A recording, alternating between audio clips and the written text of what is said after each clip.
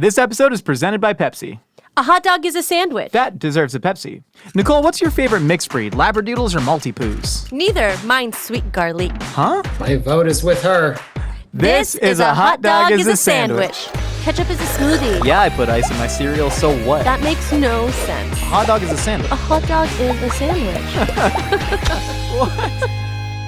Welcome to our podcast, A Hot Dog is a Sandwich, the show we break down the world's biggest food debates. I'm your host, Josh Scher. And I'm your host, Nicole Inayati. And today we are joined by a very special guest. He's the chef owner of Michelin-starred Blue Hill at Stone Barns in New York. He's the author of The Third Plate, Field Notes from the Future of Food, and he's the co-founder of Row 7 Seed Company, which is changing the face of vegetables as we know them. Chef Dan Barber, welcome to the show. Welcome. Thank you, team. Love to be here. Appreciate you. Despite the fact that Row 7 Seed Company was almost responsible for thwarting my relationship with the woman I'm about to marry in 6 weeks. A quick anecdote for what happened. I have an anecdote. What is it? Anecdote? And you I have the one later. antidote to the neurotoxin that we've been pumping into this room. So I was on my first date with my now fiance. This is almost 5 years ago to the day. And we are at a restaurant. It was called Nightshade in Los Angeles, a beautiful moment in time. And the server comes by and he says, this crudo is served with a habanada pepper. It is a habanero that has been bred to not have the capsaicin in it. And I, after meeting this woman from Hinge, the dating app, for 5 minutes said, excuse me, what farm is this pepper from? Because I had a sneaking suspicion it was Row 7 because I had been reading about it at the time back in 2018. And my date almost got up and left when I asked what farm the pepper was from because of how pretentious I am. So despite that, Dan, we have survived. Oh, it sounds like a Portlandia skit. I swear. If I were her, I would have walked out too. 100%. I should have walked out on myself. But flashing forward 5 years from the habanada pepper showing up on a very fancy menu, now you walk through the rows of Whole Foods and you see Row 7 Seed Company, you see the advertisements for them, you see sweet garlic right next to, the broccolini in the produce section, and it's really, really cool to see it come that far. Thank you. I mean, that's a nice plug for the company. We went from a first date and now we're committed to the supermarket aisle. I love it. Row 7 and my romantic life have gone hand in hand for a long time. Josh is learning the art of commitment, and I think it's going really great for Thank you so much. We have a little anecdote, too. So I was lucky enough to go to a dinner that was hosted by Row 7 at Osteria Mozza, and I had some delicious dishes made with sweet garlic. I had this burrata with sweet garlic oil with some frizzled garlic on top. Oh, wasn't that great? Oh, I had so much fun. I was so lucky. I actually sat at your table. We chatted, we noshed, we talked about lighting Shabbat candles with our family. It was very cute, and it's probably one of my favorite food media experiences I've had in 2024. So thank you for facilitating that. It was really, really fun. Thank you. I had a blast. But we're so honored to have you here. Now, my question is, Dan, how do you invent a new vegetable? Because I thought all the vegetables were already invented by God, but it seems like you and some other people just decided to invent some new ones. No, we are a strict creationist podcast. We did decide that. That's right. So I just want to know, I'm sure that it's a very, very detailed process, but if you could give us like a few sentences, us and the listeners, a few sentences about how you go through the process of like creating something new. In the case of sweet garlic, it wasn't me. I want to take all the credit in the world for it. It wasn't me. All right. It was a breeder by the name of Hans Bongers. Incredible. He's out of the Netherlands. And he is actually a very famous alien breeder. Like if you're a breeder of aliens, you know Hans Bongers. I thought you said alien breeder, and I'm like, what are you talking about? I thought Hans Bongers was a hardstyle DJ. Onion and leeks. Right. Anyway, he had a dream, and his dream was to create the love child of a leek and a garlic, something that doesn't happen very easily. In fact, I don't think it's ever happened before. He felt like the cross to create the offspring was possible, and he spent 10 years trying to get it. Wow. And he did it. He's actually now retired, but the company said, this is very cool. It's very delicious. But there's no market for the love child of a garlic and a leek. And the president of the company called me and said, we don't think there's a large enough market for us to put any marketing dollars to get it out there. So if you want it, you can have it, which I found fascinating because, of course, there's no market for the love child of the garlic and leek. There is no such thing as the love child of the garlic and leek. So you're introducing something new. And that's a good example of what row 7 does. We're about the Ellis Island of like all these vegetables that no one wants to take because there isn't a convenient or definable slot or SKU, as they say in the business. And we take them and we champion them and we nudge our way into the produce aisles, as Josh just mentioned. So that's our ship. That's our power, row 7. And to answer your question, though, I don't, in the case of sweet garlic, I didn't invent it, but in the case of a lot of vegetables, it's a conversation with breeders. And that alone is like actually a very iconoclastic, it's a very provocative conversation because chefs and breeders don't talk to each other. People who like food and breeders don't talk to each other. Chefs and people like food talk to farmers at farmers markets. There's a direct, but we don't talk to breeders, and breeders are the architects of the food system. Actually, they really do create the blueprint for how a farmer grows his or her vegetables. And so I came upon this idea just by luck, by a conversation with a breeder 15 years ago that opened my eyes to the fact that, this breeder's not being tasked with selecting or creating vegetables with flavor because he's talking to the wrong people. He's talking to the industry. Right. And as you know, the industry isn't interested in flavor. They're interested in yield and storability and shelf life. So that started a series of conversations with breeders around the world that led to all these vegetables seeing the light of day because they're so delicious. Yeah, that's one thing that I find really interesting is there is all the environmental and the economic and the accessibility arguments to why we need to grow better crops and whatnot. But you said something in the third plate, which a lot of it was sort of breaking down the promise of the farm to table movement and, where the shortcomings might have been. And you said something interesting about appealing to hedonism, like appealing to flavor. No matter what side of the political aisle you are on, something that tastes really good in your mouth is absolutely universal. How much of the emphasis was on just pure flavor and hedonism versus the, say, more environmental, ethical side? Well, that's the thing. There isn't the verses. I interrupted you at the verses because that's what I learned. It's not the verses. I always thought it was the verses too. It's like either you have your hedonism over here or you have your high moral ideas over there. That's a very Puritan look at the world. The truth is they're one and the same thing. Show me a vegetable that has been grown from the right seed in the right soil with the right kind of farming attention and picked at the right moment that isn't stunningly delicious. It doesn't, there is no such thing. So there are variations on that, but the truth is really delicious flavor comes from good seed and good soil. So and it's also good for you. So all these things sort of coalesce around the same idea. And that's why hedonism, I think, is so powerful, because if you're greedy for something that's hedonistic in the world of food, especially vegetables, you are chasing after the right things for our environment and for our health. And by the way, to throw in the bucket of goodness, democratic ideals too. I mean, right now, 4 companies control 65% of our seed supply. And they have absolutely no motivation to select, breed, and promote vegetables or grains that are stunningly delicious or healthy for you, because they don't make money on the seed. They lose money. They make the money on the chemical intervention. So I would say if you're growing a seed that's grown in the right way with the right farmer, it means you're growing it in a diverse landscape. If you're growing in a diverse landscape, you're growing it regionally. You're not shipping it from far away. Monocultures come from far away. Farms that grow 10,000 acres of carrots, that's from far away. If you're eating a local carrot from an organic farm, you're probably eating a carrot from a diverse farm. And once you're in diversity land, you're probably in a better pay and equity for the farm workers, and a kind of social justice is attached to that kind of farming system. So it really is a virtuous carrot, this local organic carrot. It's also just stunningly delicious. So I like to go back to that one because look, to be an army of virtue is pretty boring compared to being, like boots on the ground hedonists. I mean, it always wins the day. So I'm an evangelist for the pleasure principle.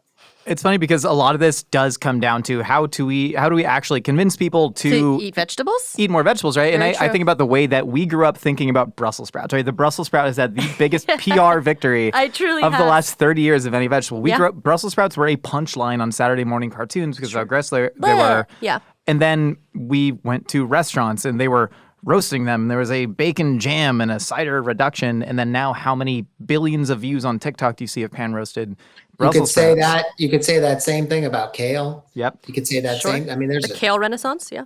right, the kale. I mean, you could say that tons of good kohlrabi. There's so many crops that you're like, where did those come from?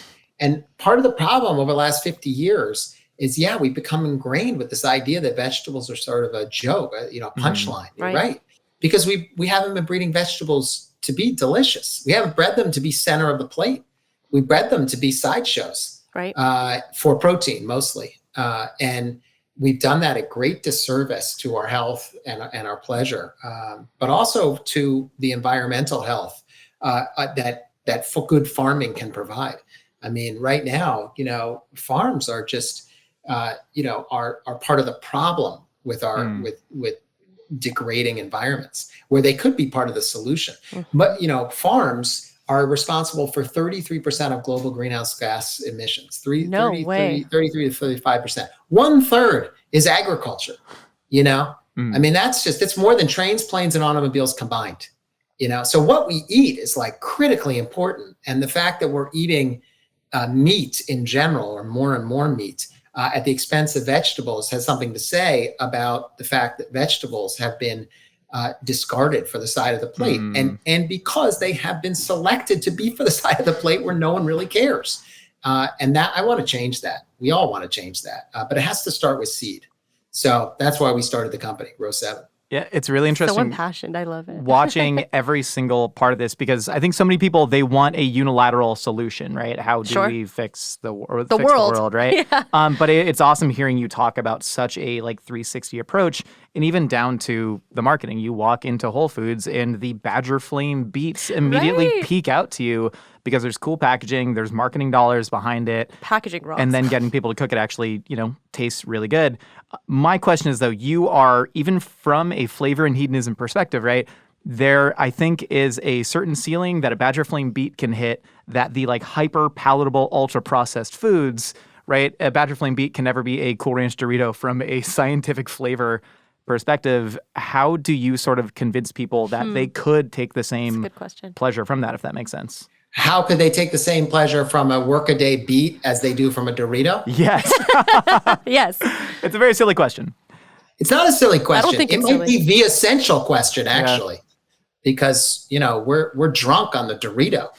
But as you know, there's a great book by Mark Schatzker who wrote about the Dorito effect, which is fabulous because what it uncovered is the chemical concoctions that are in those Doritos that really are about craveability, and craving more and more, where your body doesn't know how to shut off or say that it's full or satiated, and it continually goes to gorge in the pursuit. It's actually sort of a sad story. It's like you're pursuing nutrients and minerals that aren't there. And when you eat a beet that's filled with all the things I just said, actually, you have a few bites of it and you feel very satiated and very happy. But look, I'm saying hedonism and delight and pleasure for good food. You can't just put sugar on top of everything and say that that's hedonistic, because at the end of the day, is it? I mean, it isn't. I mean, it's not like I don't appreciate a good Dorito or a good, processed food thing once in a while. I mean, that's part of life. It's just that our diet has become so dependent on it, and at the expense of true nutrition and true flavor. So I think, that's why chefs are the leaders of this company. It's not a gratuitous question. It's at the center of it, because who's curating food for the future that the food culture is gonna prioritize as something they want to pay a little bit more for, or that they want to take a little more time to actually cook? Like, where's that going to come from? We don't have our grandmothers around anymore doing that. And so, I think chefs play a role in this, actually. Which is why the company, why Row 7 was founded really with 200 chefs around the country. who are advocating not only for pure pleasure and ingredients that make us look like better chefs. That's at the heart of this, of course. Right. Chefs always want to look like better chefs. But also, every chef wants to get what they're doing outside of the walls of their restaurant. Every chef wants to democratize, especially white tablecloth chefs. They want to democratize this and get it into homes.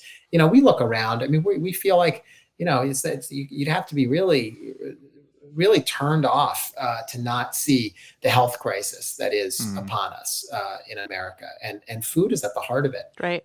So, start with seed, and we have a chance at, I think people are coming around to the idea that we got to change this thing.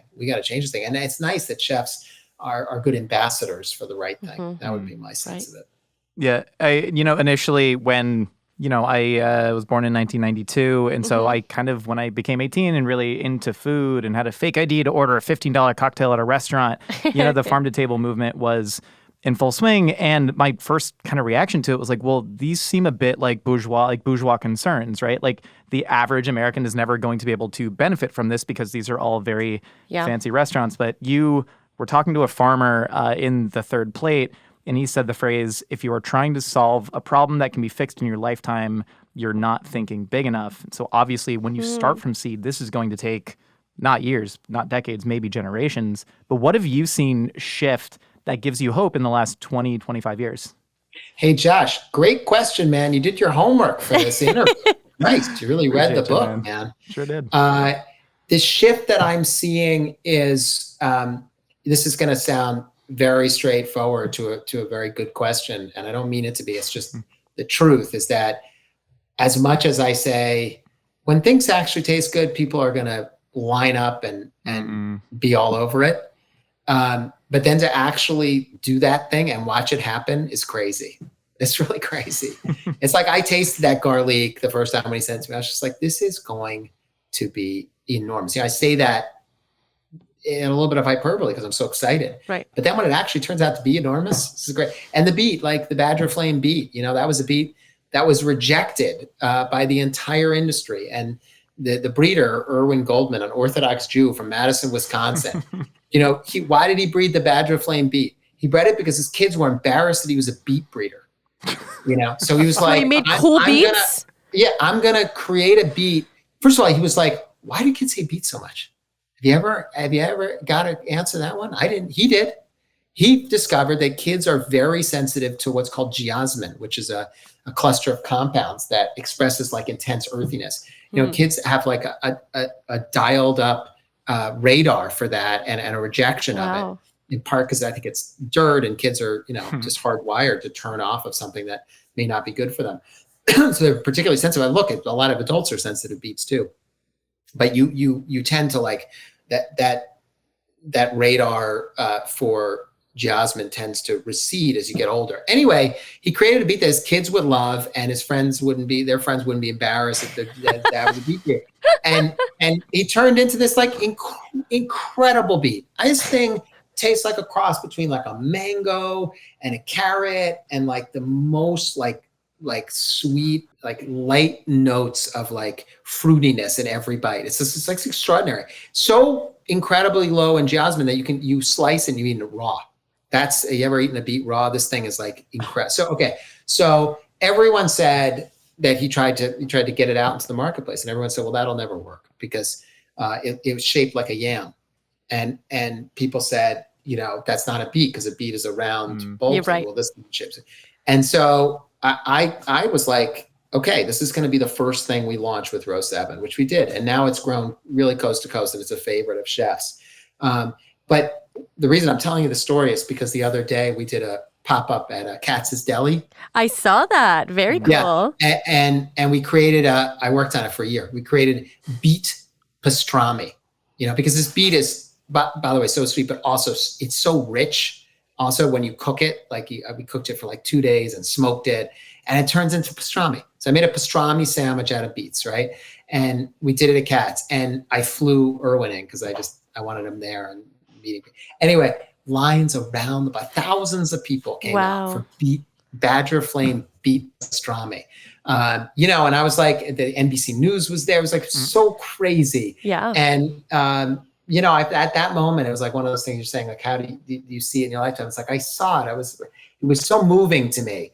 There's levels of moving. First of all, everyone was lining up for a vegetable, a beet, right? Okay, so that's nuts. moving. And then you've got Orthodox Jew Erwin, standing on the corner saying,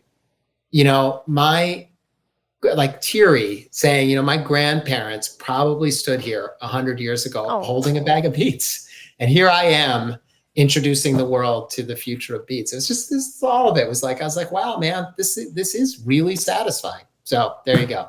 So what you're saying is when your kids bully you, it works. If you're an industrious Jew who wants your kids loved. Exactly. This kind of sounds like the plot to the new Adam Sandler straight to Netflix movie. Yeah, an Orthodox Jewish beet farmer whose kids are ashamed of him. Didn't they literally make a movie about Seth Rogen being who pickled himself? The pickle guy? Yeah, he pickled himself. Same but different. It's in the same universe, at least. Talking about like flavor, actually influencing people. I remember the first time that I cooked with sweet garlic. What'd you do with it? For a bunch of people who were not super, super into food. Okay. I'd already planned on doing a little cooking night. It was for my fiance's friends and like teaching them how to cook. Cute. We're doing a little taco night, and I was making like an esquite salad kind of situation. And we actually, we've just been getting random care packages from Row 7. Yeah, so randomly, thanks so much for that. One, that rules. Yeah. And again, flavor appeals to people because I just got a bunch of sweet garlic, and I was like, well, I can just throw these on the grill, little olive oil, salt, pepper, get them super crisped up like you would get scallions, like grilled scallions at on the side of a Mexican or something. And then I just hacked them up. I turned the end of the leaves kind of into ash, hacked them up, tossed them in the esquites, and everybody was just like, what is the thing in this that is not the corn? And so now you have, 12 West Side dwelling people who just came to my house to drink wine, selling, sweet garlic. So it is genuinely inspiring to see. That's awesome, man. Yeah, thank you. That's awesome to hear. Yeah, tell me how chefs kind of end up at the end of this funnel, because we've talked about, have you seen The Devil Wears Prada, Dan?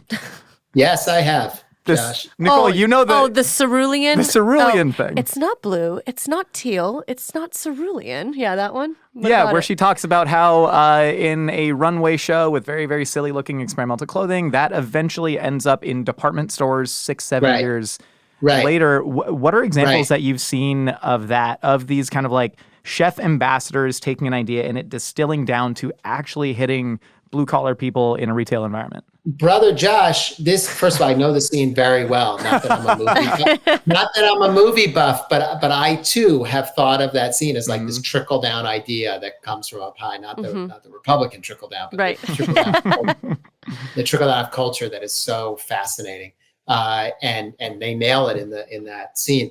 But the same thing happened to us. We started the company because 15 years ago, this squash breeder came to my restaurant, and after dinner, he came back to the kitchen.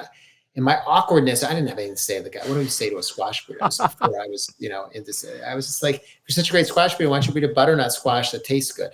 Oh, why do we have to add, butter and brown sugar and maple syrup, make that thing taste good enough to serve at Thanksgiving?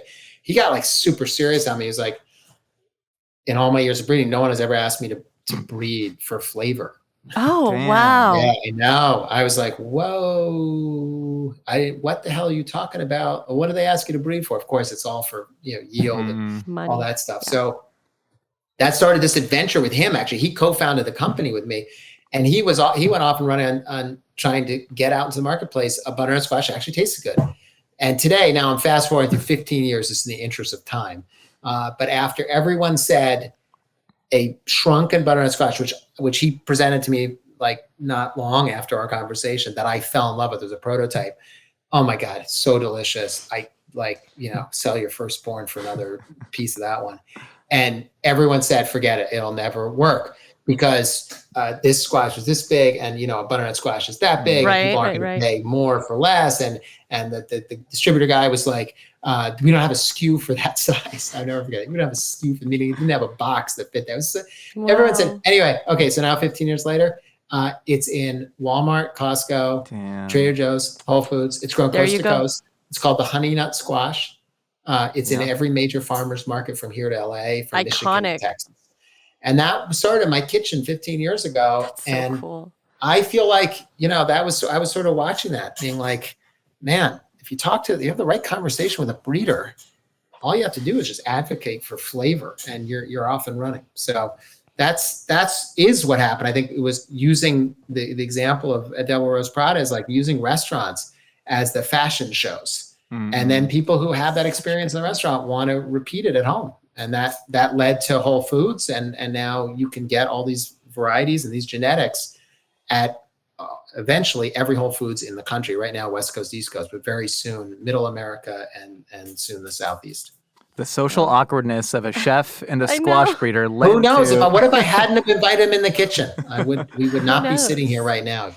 Yeah. And I think, like you said earlier, when you think that all vegetables are sort of ordained by God, or the things that we grew up with are the things that already exist, you think back to the kiwi, right? Like we recently, an old food critic I used to work with named Patrick Q, he's in his 60s, talked to us about him remembering the first time he saw a kiwi in a grocery store. And he's like, it was called a Chinese gooseberry back then. No way. Yes, it was. And then it was remarketed by, I believe, Mary Isabel Fisher was her name. But the point is that the world is constantly changing, I think a lot more than we think, because we are not getting a sense of deep time. And a lot of it is changing thanks to the work of Dan and all of the incredible breeders and farmers and other chefs that you work with. And I think that's really rad. Thank you.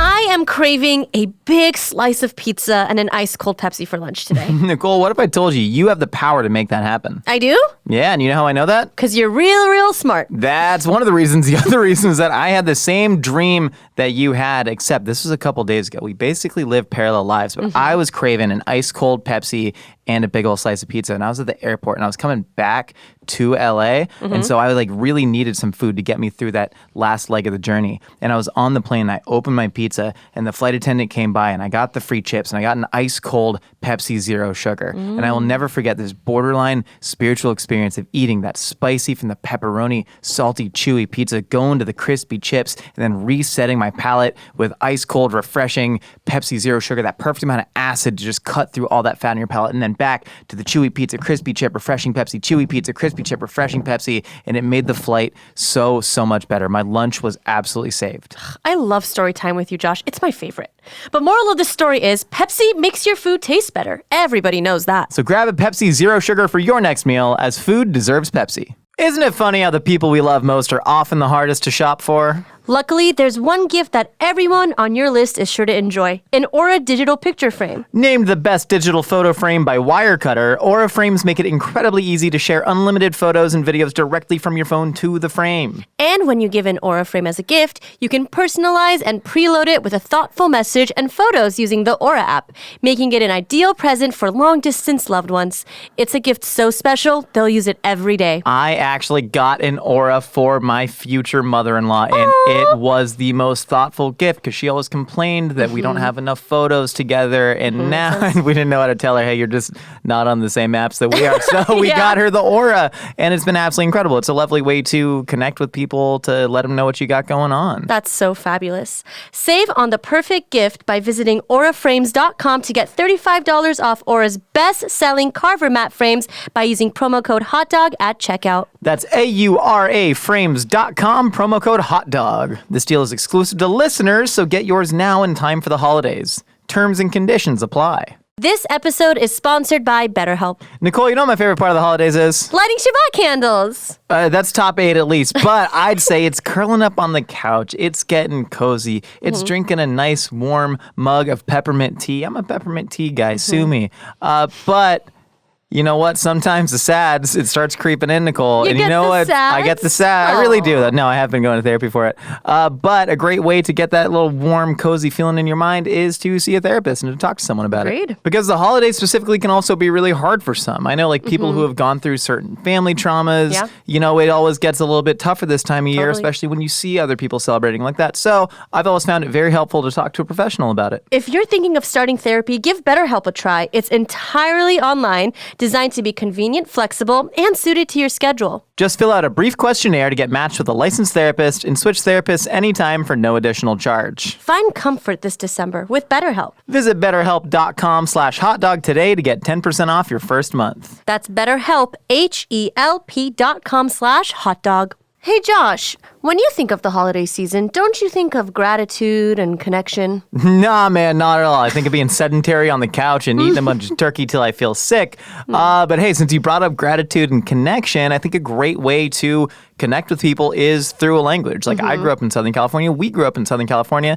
and somehow I still don't speak any Spanish. And I took classes in high school and it didn't really work for me, and now I don't speak any. But it is my absolute goal. We're pushing into next year, but I'm going to start right now of learning Spanish. And I think there's a great way to do that. That's incredible. And is that way Rosetta Stone by any chance? Gosh dang right it is. You get an amazing value with Rosetta Stone's deal. A lifetime membership with access to 25 languages. Languages like Dutch, Polish, French, and more. It's an immersive program, so you really learn to speak your new language naturally. With access to Rosetta Stone through the app and your desktop, you can learn anytime, anywhere. So don't put off learning that language. There's no better time than right now to get started. For a short time, a Hot Dog is a Sandwich listeners can get a Rosetta Stone lifetime membership holiday special. This offer won't last long. Visit rosettastone.com/hotdog. That's unlimited access to 25 language courses for the rest of your life. Redeem your holiday offer at rosettastone.com/hotdog today for yourself or as a gift that keeps giving. All right, Nicole and Dan, we've heard what you and I have to say. Now it's time to find out what other wacky ideas are rattling out there in the universe. It's time for a little segment we call Opinions Are Like Casseroles.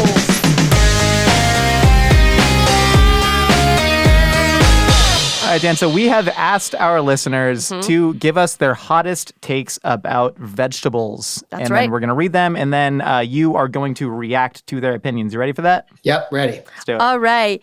At Pianta_Luca says, eggplant is the best vegetable if cooked properly and the worst vegetable if cooked poorly.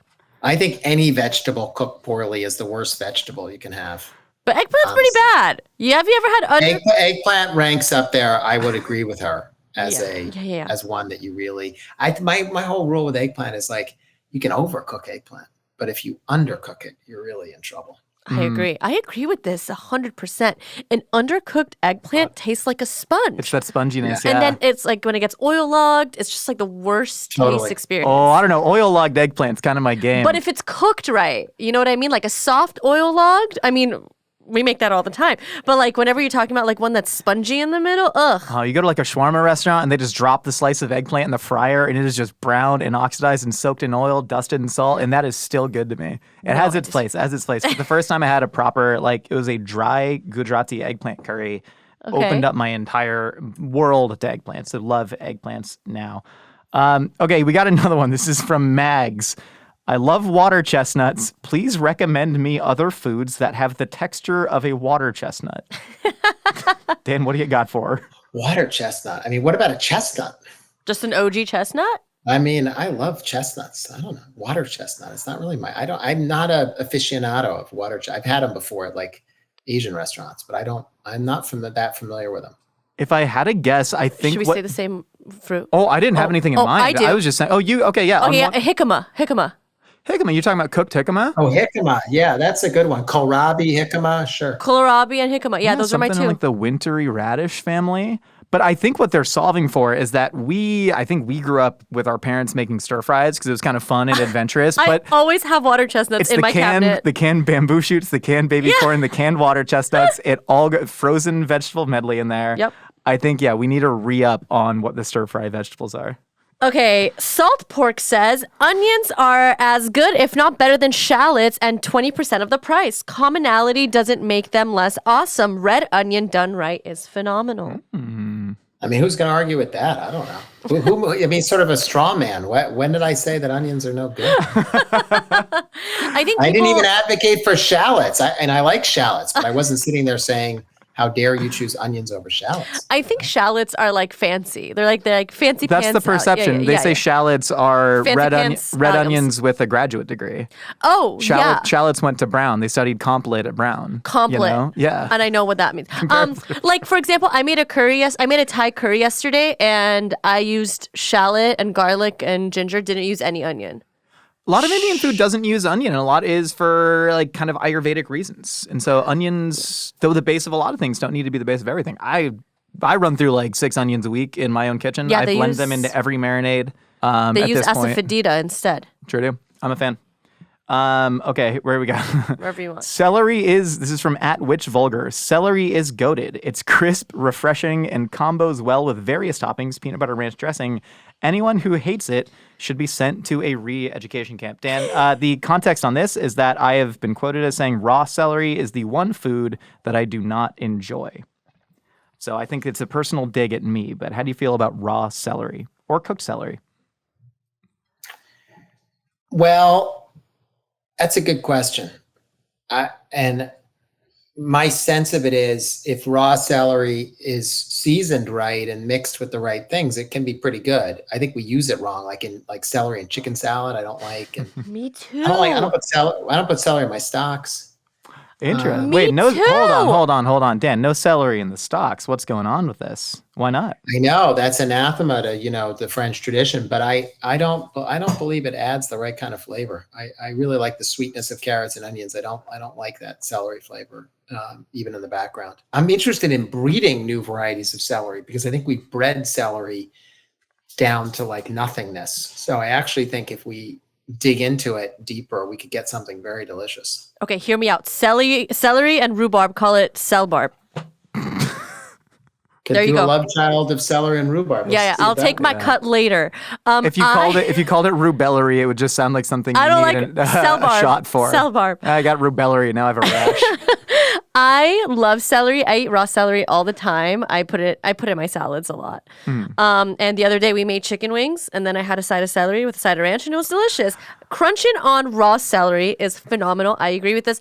But also being Persian, khorsh karafs, celery stew. My mom makes it the best, better than anyone else. Sounds good. I love it. It's delicious. It's like mint and celery and just cooked down with chicken or lamb, and it's just cooked until mush, and it's so delicious. There was a celery dish that changed my mind. Not raw celery, but it was there's the French dish artichoke baragoule. I've never had that before. I've never heard of it. Artichoke. Yes. Yeah, he made it with celery, and it was for a family meal. He was just messing around, Nice. And it was just like it was incredible. And I understood it. The texture of it, it's great. It soaks up flavors.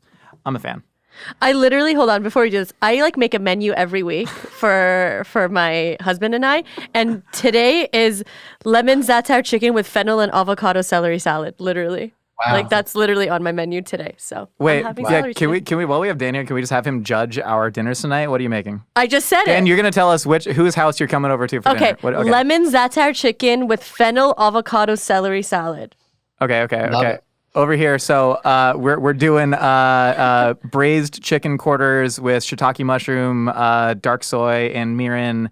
And then what I'm gonna do is I'm gonna grate turnips and I'm gonna steam it with white rice. Okay. And then Turnips in the rice? little blanched bok choy. Yeah, I'm gonna try it. I was gonna braise the turnips, but then I would braise the turnips. I listen. Here's the thing. What kind of turnip are all you- compromise for the people that we love. What are you And Julia doesn't like to eat just a bunch of You're- rice because she's dieting for the wedding. And so you're if I grate a grating- vegetable into the rice, then I can convince her to eat a bowl of grain. Are you cooking the grated turnip? Dan, whose house are you coming over to? What's that? Whose house are you coming over to for dinner tonight? Oh man, I'm cooking tonight, bro. He's like, none of you. All right, good news. We're going to Dan's. Okay, one more? One more, Maggie? One more. Okay. Baby Joe 206 says lettuce does not belong on anything hot because it gets soggy. Oh, I don't subscribe to that. It depends on what lettuce you're talking about. But if you right now I have a dish at the restaurant that we're doing every night, which is sautéing salad greens for a last course. I love to finish a meal with salad. I think it's such a beautiful way, clean way to end the meal. So it's a type of romaine that we're using, but if you cut off the green tips and you use the base of the romaine, it's incredibly delicious. Yeah, mesclun salad I wouldn't cook. I agree with that writer there. You don't want to get weak leafy greens warm because that doesn't do any favors. But for certain lettuces, it's extraordinary to bring out some flavor with heat. I think a lot of people get locked into like what you should cook and what you shouldn't cook, right? What you should leave on, what you should cook. Play around with it, man. Hot lettuce, cooked lettuce is good. You know what I think this alludes to? This alludes to like a Burger King chicken sandwich. It's the best. The grease and from then- the and then the chicken lettuce- actually dresses the salad. I think this is what they're alluding to, is that like a sandwich you get from a fast food place, and then that little like lettuce, you can, if you want to call it lettuce, and it all seams together, and then you eat it, and there's no crunch. I think that's the problem. But I think the lack of crunch kind of adds to the experience, because you got your hot mayo, you got your chicken, you got your protein, you got the bun that's a little soggy, and you got your lettuce that's soggy. You know what I mean? It's all about architecture, though, because if you like, it's architecture and then like structure. So like In-N-Out, right? It's an 1/8 pound patty, Right. and it's probably a 1/4 pound of thick iceberg lettuce that sits together. Iceberg stays crunchy.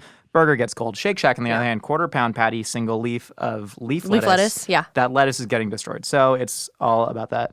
Well, that's all I have to say about that. Me too. Oh my gosh. On that note, thank you for listening to A Hot Dog is a Sandwich. And Dan, thank you so much for Thank joining you us. Hey, so today. thanks, guys. You guys are great. Thank You you. were wonderful. I appreciate you, man. You got any last words? Anything to plug? Plug. I'm just plugging row 7. Eat your vegetables. That's what we all got to do. Eat Hell more yeah. vegetables. If you want to be featured on Opinions or Like Casseroles, give us a ring and leave a quick message at 833-DOGPOD1. And for more Mythical Kitchen, check out our other videos. We launch new episodes every week. We'll see y'all next time.